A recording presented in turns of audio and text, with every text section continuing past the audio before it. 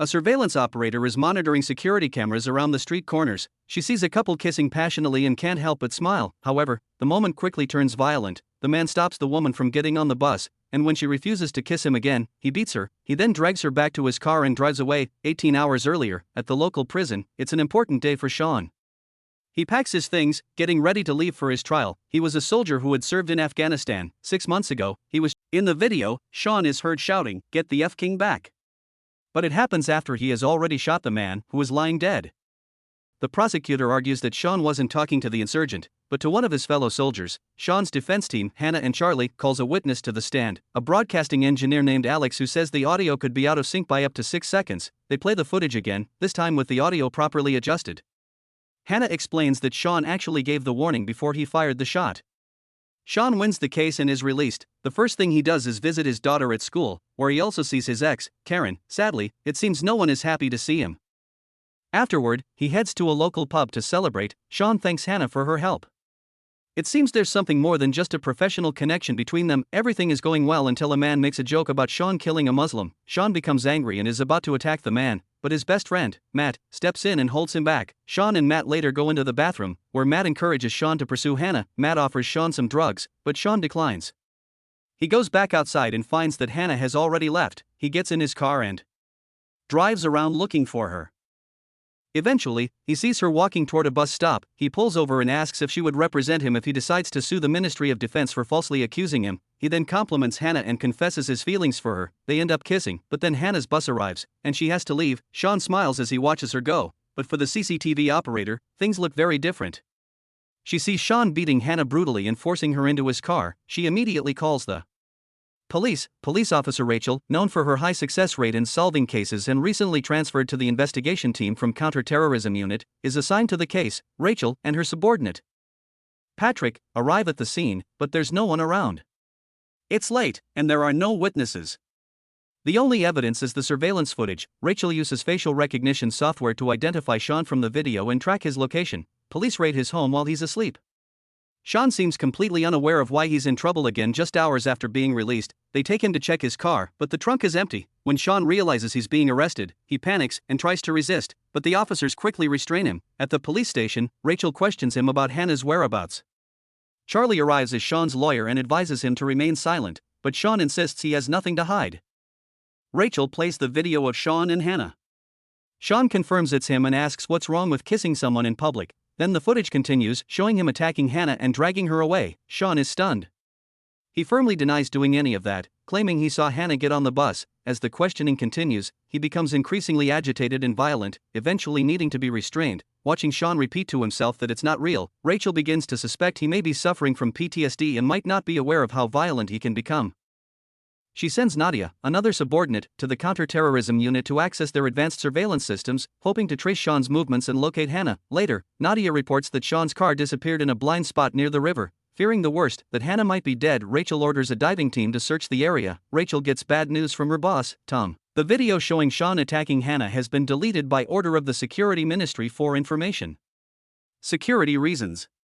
With their only solid evidence gone, Rachel has just 18 hours to find something new before Shawn must be released. She tries to provoke a confession by telling Shawn that Hannah's DNA was found in his grandfather's trunk and that divers are searching the river. Shawn sees through the bluff and demands to call his daughter, saying he's supposed to pick her up. Meanwhile, the dive team finds nothing. Nadia interviews the bus driver, but poor visibility and no camera footage lead nowhere. With no evidence after 24 hours, the police are forced to release Shawn. Shawn rushes to Karen's house to explain missing his daughter's pickup.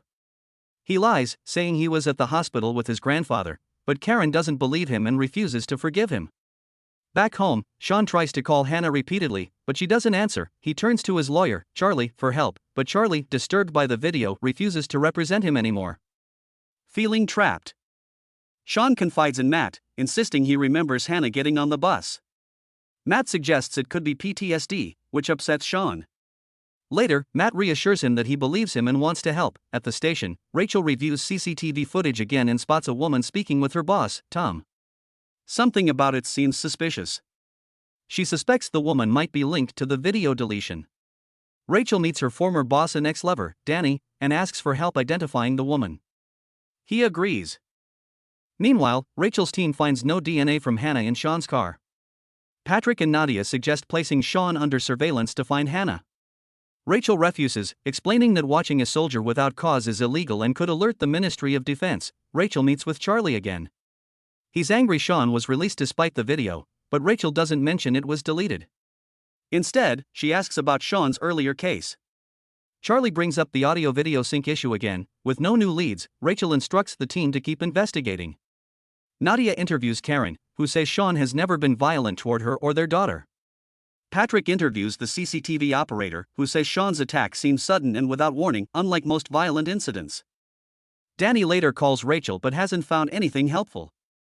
Rachel tells him she can prove Shawn lied about Hannah boarding the bus, Patrick confirms she never did. When Rachel brings up the deleted video again, Danny stays vague and warns her to be careful. He suggests she drop the case, but she refuses. Determined, Rachel accesses counter-terrorism surveillance to track Shawn. Meanwhile, Shawn and Matt go to Hannah's house. Matt gives Shawn a tool to break in but stays outside. Shawn finds the house empty until he hears a door close and sees a jewelry box knocked over. Realizing someone is there, he tells Matt to leave. Shawn chases the intruder, who escapes in a red car. Patrick and Nadia follow while Rachel monitors through street cameras. Shawn jumps into a taxi and asks the driver to follow the red car. The driver, initially chatty, suddenly changes course, refuses to let Shawn out, and takes him to an unknown location. Rachel loses the taxi in a camera-blind spot but picks it up again in Eden Square. She directs Patrick and Nadia there.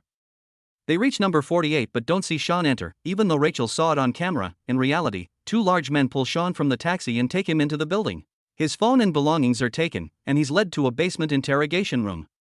Rachel, confused by the discrepancy, goes to Eden Square herself but still can't find him. In the basement, which resembles a military interrogation facility, Shawn is taken to a small room with a table, screen, and camera. He is interrogated by an American man named Frank. Frank questions Shawn about Hannah. When Shawn says he doesn't know anything, Frank shows him live footage of Matt being tortured and threatens to hurt him unless Shawn talks. Shawn, desperate, tries to escape. Frank lets him run, sure he won't get far. Shawn is caught and restrained. He suddenly remembers attacking Hannah before blacking out.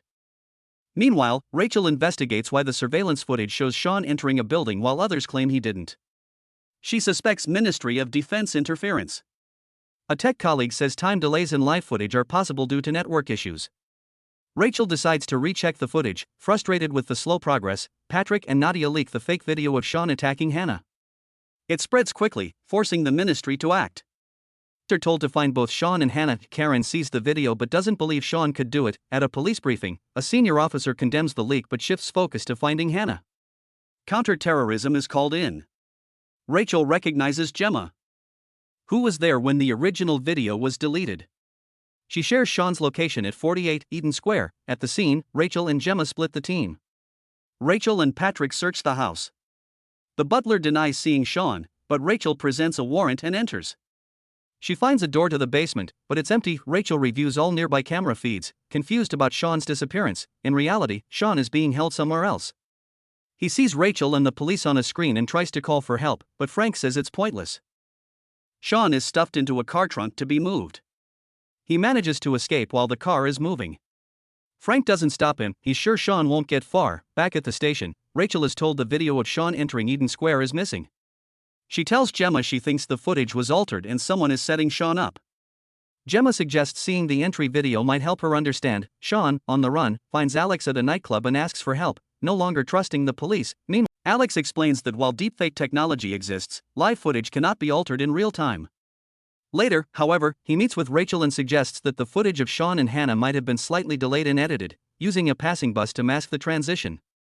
Meanwhile, Shawn meets Matt and confirms he hasn't been tortured. Shawn then leaves London in Matt's car, unaware that Matt has alerted the police.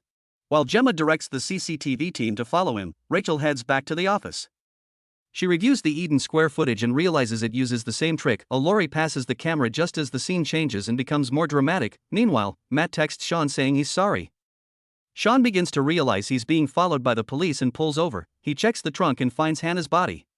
The police rush to the scene to arrest Shawn, and he flees on foot. Rachel finds him along the way and tries to arrest him.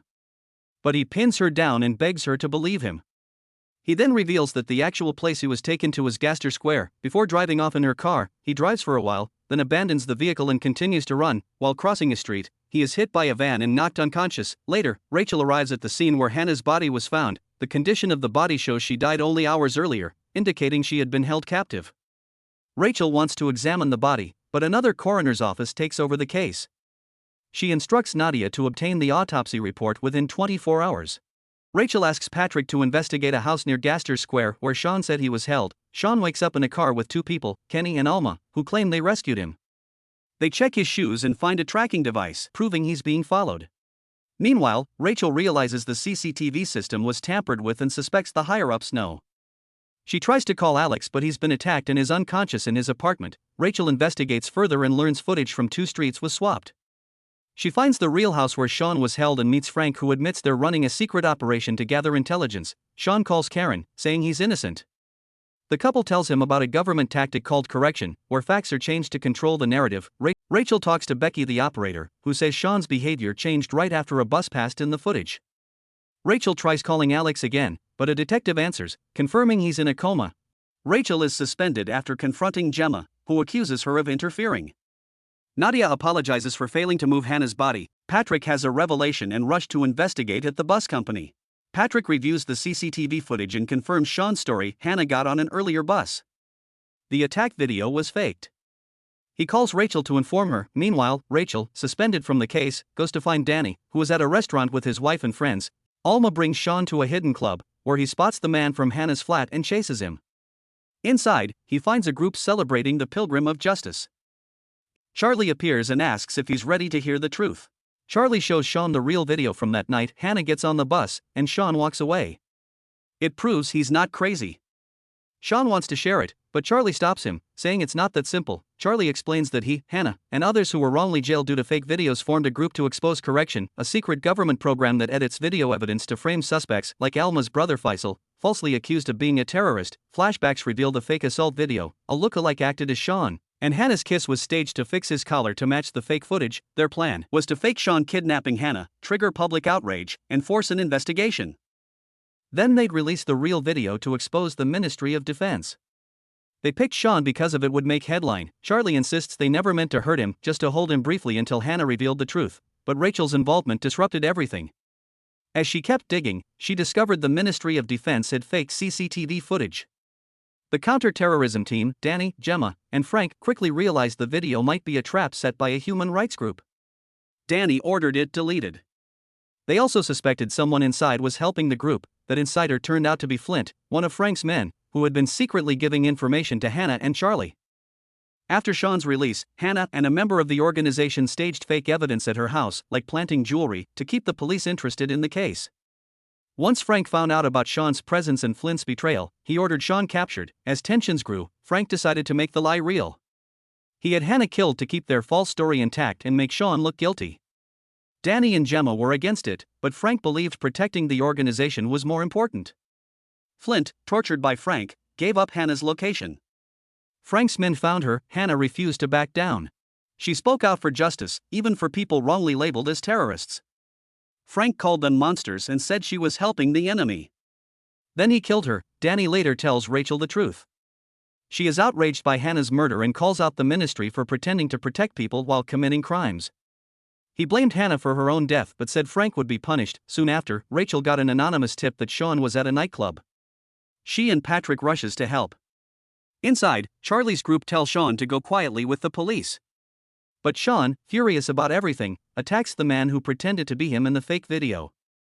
He runs into the crowd and finds Rachel and Patrick. Rachel says she believes him.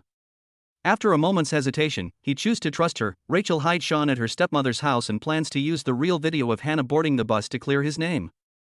Meanwhile, the ministry make it seem like Shawn's daughter has gone missing. Shawn blames Charlie's group and attacks him, until Gemma intervenes. She says he must cooperate if he wants to see his daughter again. Rachel confronts Danny and gives him a choice: return Shawn's daughter and reinstate her position by 1 p.m., or she will send the video to the authorities. Patrick tries to upload the footage, but the USB is corrupted, likely by Gemma. Then Gemma shows Rachel a fake live video of Shawn confessing. Rachel realizes he was being forced to lie. 3 days later, Shawn pleads guilty. The ministry calls it a case of mental illness and closes the case. Charlie's group later releases the real video online, sparking public debate. Gemma defends their methods, claiming they reshape reality to catch dangerous people. She offers Rachel a job. Rachel agrees, wanting to see the truth for herself. Meanwhile, in prison, Shawn lives with the guilt of killing an unarmed man in Iraq, his punishment now feeling like justice.